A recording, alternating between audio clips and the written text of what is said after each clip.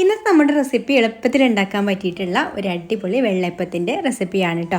അപ്പോൾ ഇതിലേക്ക് നമ്മൾ അരി അരക്കുന്നില്ല, അതുപോലെ തേങ്ങയും ചോറും ഒന്നും ചേർക്കാതെയാണ് ഈ ഒരു അപ്പം റെഡിയാക്കി എടുത്തിട്ടുള്ളത്. നമുക്കൊരു അരമണിക്കൂറിൻ്റെ ഉള്ളിലൊക്കെ മാവൊക്കെ കൂട്ടി വെച്ചിട്ട് ഉണ്ടാക്കിയെടുക്കാൻ പറ്റിയിട്ടുള്ള നല്ല ഒരു സോഫ്റ്റ് ആയിട്ടുള്ള അപ്പമാണ് കേട്ടോ ഇത്. അപ്പോൾ അപ്പം തയ്യാറാക്കാൻ വേണ്ടിയിട്ട് ഞാനിവിടെ 1 കപ്പ് അരിപ്പൊടിയാണ് കേട്ടോ എടുത്തിട്ടുള്ളത്. നമ്മൾ പത്തിരിക്കും ഇടിയപ്പത്തിനൊക്കെ എടുക്കുന്ന നൈസായിട്ടുള്ള അരിപ്പൊടിയാണിത്. അത് ഈ ഒരു ബൗളിലേക്ക് ഇട്ട് കൊടുത്തിട്ടുണ്ട്. ഇനി നമുക്കിതിലേക്ക് ഇതേ കപ്പിലെ അളവിൽ തന്നെ 1 കപ്പ് വെള്ളവും കൂടെ ഒഴിച്ചു കൊടുത്തിട്ട് ഒട്ടും കട്ടകളൊന്നും ഇല്ലാതെ തന്നെ ഇതൊന്ന് നന്നായിട്ട് മിക്സ് ചെയ്ത് കൊടുക്കാം.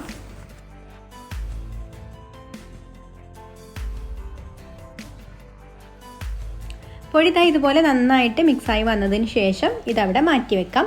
എന്നിട്ട് ഞാൻ വേറൊരു സോസ് പാൻ എടുത്തിട്ടുണ്ട്. അതിലേക്കൊരു 1/4 കപ്പ് അരിപ്പൊടി ചേർത്ത് കൊടുക്കാം. നമ്മൾ നേരത്തെ എടുത്തിട്ടുള്ള ഒരു അരിപ്പൊടി തന്നെയാണ് കേട്ടോ, പത്തിരിക്കും ഇടിയപ്പത്തിനൊക്കെ എടുക്കുന്ന പൊടി. അപ്പോൾ അത് ഇട്ട് കൊടുത്തതിന് ശേഷം ഇതിലേക്ക് ഒരു 1/4 കപ്പ് വെള്ളം ഒഴിച്ചു കൊടുത്തിട്ട് ഒട്ടും കട്ടകളൊന്നും ഇല്ലാതെ തന്നെ ഒന്ന് മിക്സ് ചെയ്ത് കൊടുക്കണം. അപ്പോൾ വെള്ളം ഒഴിച്ചു കൊടുത്ത് മിക്സ് ചെയ്ത് കൊടുക്കുന്ന സമയത്ത് ഇതുപോലെ കുറേശ്ശെ ഒഴിച്ച് മിക്സ് ചെയ്ത് കൊടുക്കുകയാണെന്നുണ്ടെങ്കിൽ ഒട്ടും കട്ടകളൊന്നും ഇല്ലാതെ നമുക്ക് പെട്ടെന്ന് അത് മിക്സായിട്ട് കിട്ടും.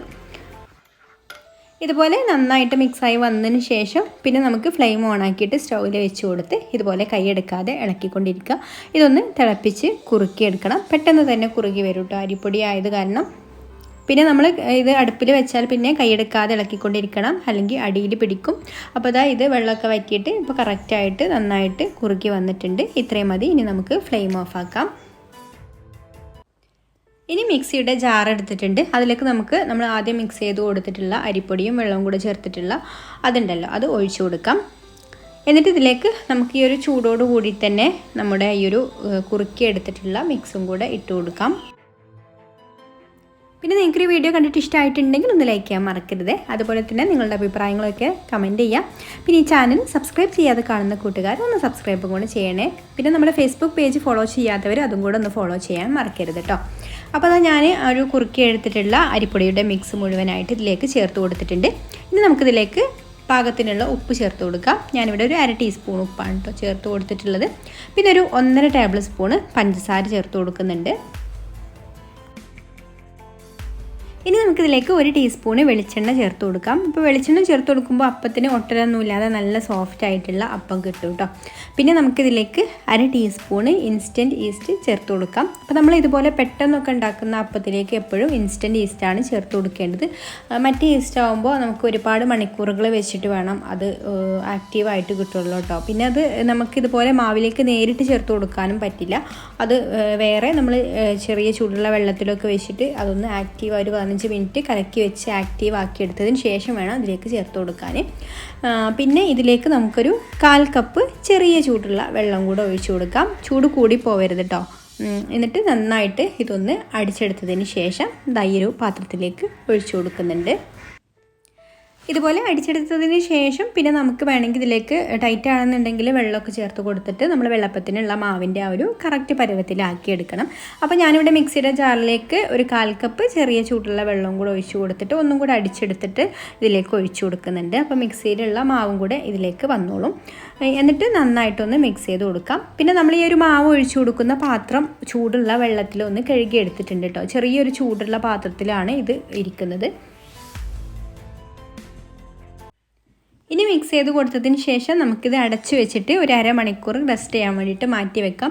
1/2 മുതൽ 3/4 മണിക്കൂർ വരെ കേട്ടോ. നമ്മൾ എങ്ങനെയാണോ നമ്മളിത് റെസ്റ്റ് ചെയ്യാൻ വെക്കുന്നത് അതിനനുസരിച്ചിട്ടാണ് മാവ് പൊങ്ങാനെടുക്കുന്ന സമയം.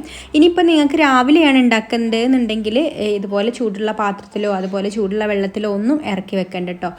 രാത്രി നമ്മൾ കിടക്കാൻ പോകുന്ന നേരത്തെ ഇതുപോലെ മാവ് അടിച്ച് വെച്ചിട്ട് വെറുതെ അങ്ങനെ അടച്ചു വെച്ചാൽ മതി. അപ്പോൾ രാവിലെ ആകുമ്പോഴേക്കും മാവ് പൊങ്ങി കിട്ടിക്കോളും. അപ്പോൾ ഞാനിത് അടച്ചു വെച്ചിട്ട് ഇപ്പോൾ തന്നെ ചുട്ടെടുക്കാനാണ്. ഒരു കുറച്ച് സമയം കഴിയുമ്പോഴേക്കും ചുട്ടെടുക്കണം. അപ്പോൾ ഞാനിതാ ഇതുപോലൊരു പാത്രത്തിൽ ചെറിയ ചൂടുള്ള വെള്ളം ഒഴിച്ചു കൊടുക്കുന്നുണ്ട്. എന്നിട്ട് അതിൽ ആണ് കേട്ടോ ഈ ഒരു മാവിൻ്റെ പാത്രം ഇറക്കി വെക്കുന്നത്. അതുപോലെ തന്നെ നമുക്ക് മുകളിലും ഒരു പാത്രം വെച്ചിട്ട് അതിലും ചെറിയ ചൂടുള്ള വെള്ളം വെച്ച് കൊടുക്കുകയാണെന്നുണ്ടെങ്കിൽ നമുക്ക് ഒരു 1/2 മുതൽ 3/4 മണിക്കൂറിൻ്റെ ഉള്ളിൽ തന്നെ മാവ് പൊങ്ങിക്കിട്ടും. ചൂട് കൂടി പോകരുത് കേട്ടോ ഈ ഒരു വെള്ളത്തിന്. അങ്ങനെ ചൂട് കൂടിപ്പോയാൽ മാവ് വെന്തു പോവും. ഒരു ഇളം ചൂട് മാത്രമേ പാടുള്ളൂ. പിന്നെ ഇതുപോലെ നമുക്ക് മുകളിൽ വേണമെങ്കിലും ചൂടുള്ള വെള്ളം വെച്ച് കൊടുക്കാം. അങ്ങനെ ആയാലും പെട്ടെന്ന് തന്നെ മാവ് പൊങ്ങി വരും. അപ്പോൾ ആ മാവ് നന്നായിട്ട് റെഡിയായി വന്നിട്ടുണ്ട്. അപ്പോൾ അത് മാവ് നല്ല പതഞ്ഞ് വന്നിട്ടുണ്ട്. ഇനി നമുക്ക് അപ്പം ചുട്ടെടുത്താൽ മതി. അപ്പോൾ അത് അപ്പച്ചട്ടി അടുപ്പത്ത് വെച്ചിട്ടുണ്ട്. നന്നായിട്ട് ചൂടായിട്ടുള്ള അപ്പച്ചട്ടിയിലേക്ക് ഓരോ തവി മാവ് ഒഴിച്ച് കൊടുത്തിട്ട് ഇതുപോലെ ഒന്ന് ചുറ്റിട്ട് കൊടുത്തിട്ട് ഒന്ന് അടച്ച് വെക്കാം.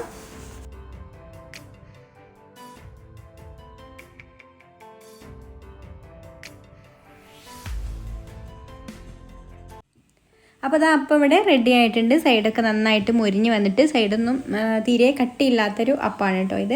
അപ്പോൾ നമ്മുടെ മാവിൻ്റെ ലൂസിനനുസരിച്ചിട്ട് നമുക്ക് അപ്പത്തിൻ്റെ കട്ടിയിലൊക്കെ മാറ്റം വരുത്താം. അപ്പോൾ ഇതുപോലെ സൈഡ് മുരിച്ചെടുക്കണം എന്നുണ്ടെങ്കിൽ പെട്ടെന്ന് നമുക്കിത് എടുക്കാം കേട്ടോ. അപ്പോൾ ഇത്രയേ ഉള്ളൂ, സിമ്പിളായിട്ട് ഉണ്ടാക്കാൻ പറ്റിയിട്ടുള്ള, നമ്മൾ അരിയൊക്കെ കുതിർക്കാൻ മറന്നു പോയാലൊക്കെ പെട്ടെന്ന് നമുക്ക് രാത്രിയൊക്കെ അടിച്ച് വെച്ചിട്ട് രാവിലെ പെട്ടെന്ന് ഉണ്ടാക്കിയെടുക്കാൻ പറ്റിയിട്ടുള്ള നല്ലൊരു അപ്പത്തിൻ്റെ റെസിപ്പിയാണ്.